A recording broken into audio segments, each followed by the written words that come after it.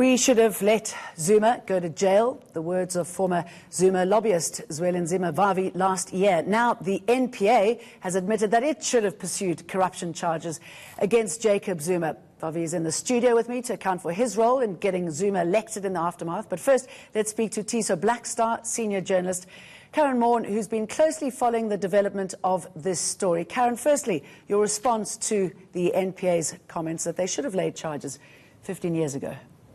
I think they must be applauded for their honesty in this regard, because I think one of the biggest problems that they have in terms of dealing with the permanent stay application that has been brought by former President Jacob Zuma is that the decision not to charge him with Shibir Sheikh is possibly the strongest point that they have. That Zuma has in terms of pursuing this argument about undue delay in his case. And we know that at the time, the prosecutors involved in the Zuma matter were emphatic that they believed that he should have been charged with Sheikh in 2003. And now, 15 years later, with a very different country that we may have had, if that had actually happened, I think that it's important that they account for the fact that indeed the prosecution was very intent that that should happen at that time, and the decision that it didn't, according to the NPA, wasn't, however, driven by political motives. That, of course, will have to be something the court determines. Can I just quickly talk about the findings of that Shibir Sheikh judgment, just to remind ourselves. Now, the court upheld the state's contention that Sheikh and Corby benefited from the intervention and that it was improper and part of an overriding corrupt relationship that existed between Zuma and Sheikh. The court had regarded to a number of letters in which Sheikh flaunted his relationship with Zuma, suggesting quite obviously that any joint venture with Corby would be sure of political favour from that quarter. The court was of the view that genuine friendship would not have resorted to such blatant advertising of the relationship. Karen, what does that set us up for today, and does this give us a sense of Zuma's hubris in this regard, knowing that that was said and yet he got away with it? This is what's so important, is that the NPA is trying to argue that Bulelani Ngcuka, at the time that he made that decision, was not convinced that there was strong enough evidence against Zuma because of a variety of different evidence issues that would guarantee a conviction. Of course, Zuma's lawyers are arguing very differently. They're saying that essentially he didn't want to see the former president, quote unquote, exonerated on those charges. Of course, when the matter went on court, Zuma may have well have been in the dock, because every single aspect of the prosecution of Shibir Sheikh concerned his relationship with Jacob Zuma. As you rightly mentioned, the court found in 4 instances that Zuma had been shown to tangibly abuse his position as the MEC for KZN Tourism and subsequently the deputy president in order to further Sheikh's business interests. And indeed, he's now been charged with, the Sheikh allegedly facilitating a bribe from British armed company Thales to subvert any kind of investigation into the arms deal. So those are really questions that the NPA will need to convince the court of, that there was a legitimate basis to not pursue the case at that stage, and that maybe a mistake was made in not doing it, but certainly that there weren't malevolent motives behind it. Of course, Jacob Zuma is arguing very differently. Okay, Karen, thank you very much. Let's bring in my guest, Zima Vavi. You knew this was going on. Why did you support Zuma? Well, one of the driving points that made us to throw our weight totally uncritically behind him was the statement that was made by the then director, Advocate Bulelani Ngcuka, when he said that there is a prima facie evidence, but he is not pursuing the charges because the case is not winnable. And frankly, at that time, maybe blinded by our loyalty and love for Deputy President then, Jacob Zuma, we felt that that statement was somehow a political spin to trial him over the media, in the public opinion.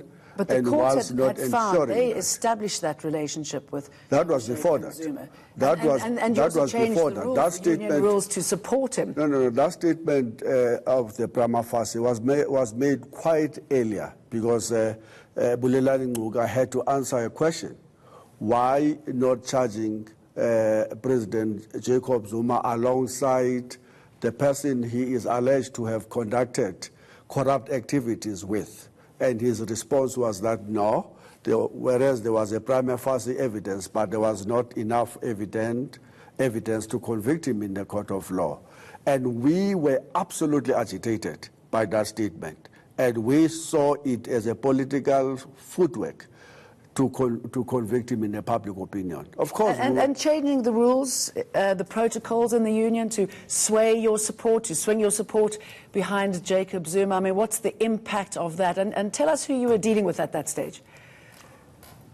Please don't personalize this as if some powerful Zwelinze Mavavi out of his own swayed workers into supporting. Sure no, this was a strongly mandated position as high as in the National Congress structures of the Federation across the board. Everybody was convinced that this is the right thing to do at the time. And if they weren't convinced, Jacob Zuma how did you convince them? If they weren't convinced, how did you convince them? Oh, no, it's not that they needed to be convinced by me. They themselves had convinced themselves and had mandated us in the national leadership to pursue a campaign to defend him, because we had absolutely made ourselves to believe, foolishly, I can say now, 15 years down the line, that he was a victim. And we had all of these conspiracy theories about the role of Thabo Mbeki, the intelligence. So what made you change your mind? I mean, and how do you feel now knowing that you are partially responsible for his success, that you're partially responsible for the rot that we find ourselves in? When facts change, I change my mind. Facts change, in my view, immediately. It was hardly 6 months into the presidency of President Jacob Zuma that I began to say, we have made a mistake in relation to our support to this comrade. And our trust to him was misplaced, and that all of the conspiracy theories that we have developed over a long period of time were utterly wrong and misplaced. And so I changed my mind. I began to say, no, but this was wrong. I remember one of the early statements I made was that never again will I accompany anybody ever charged of corruption to any court of law. So now you are in another union, the second most powerful union, ahead of the elections. I mean, how do you do better due diligence this time?